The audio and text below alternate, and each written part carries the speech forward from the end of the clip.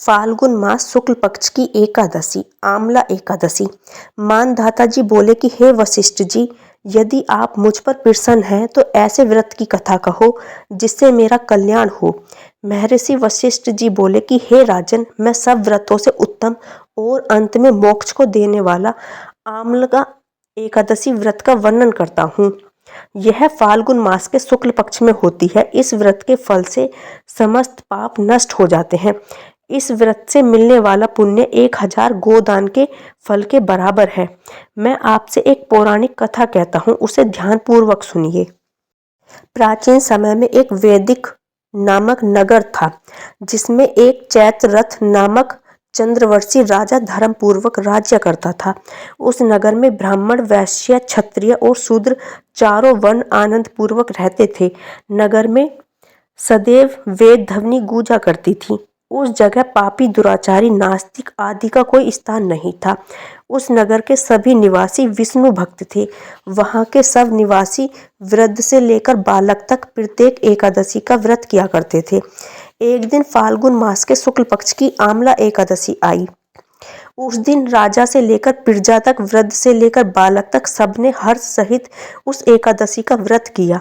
राजा ने अपनी प्रजा के साथ मंदिर में जाकर कुंभ की स्थापना की और मिलकर धूप, दीप, नैवेद्य, पंचरत्न, छत्र आदि से धात्री आंवले का पूजन करने लगे।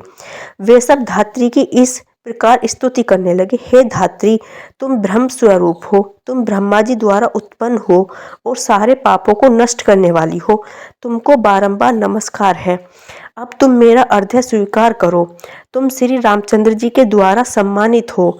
मैं आपकी प्रार्थना करता हूँ, मेरे समस्त पापों का हरण करो।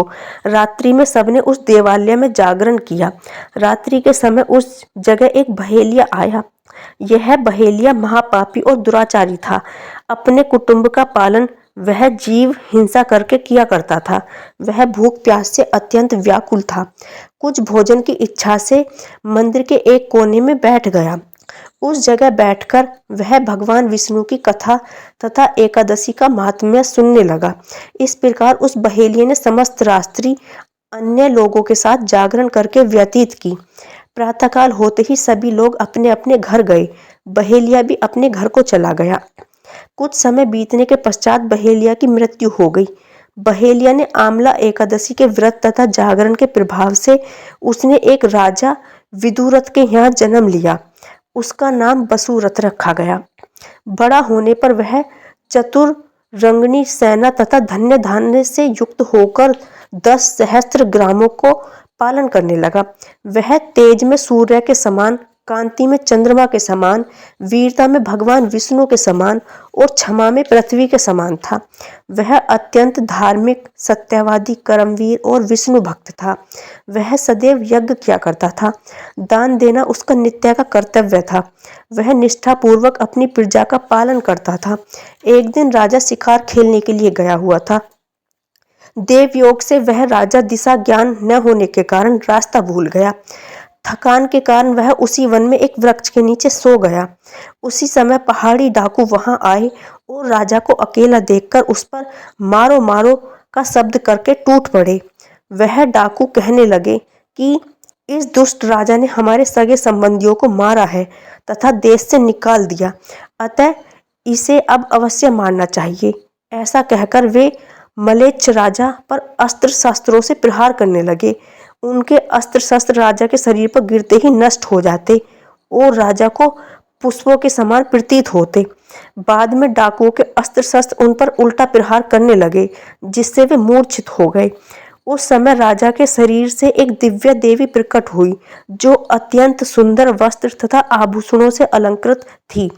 उसकी भ्रुकुटी टेढ़ी थी। उसकी आंखों से लाल लाल ज्वाला निकल रही थी। देवी उस समय साक्षात काल प्रतीत हो रही थी।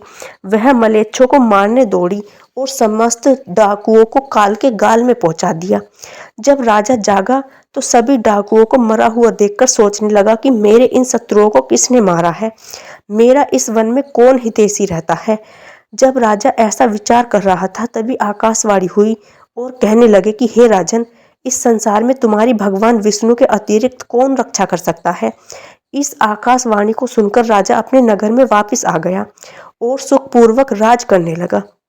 महर्षि वशिष्ठ बोले, हे राजन, यह सब आमला एकादशी के व्रत का प्रभाव था।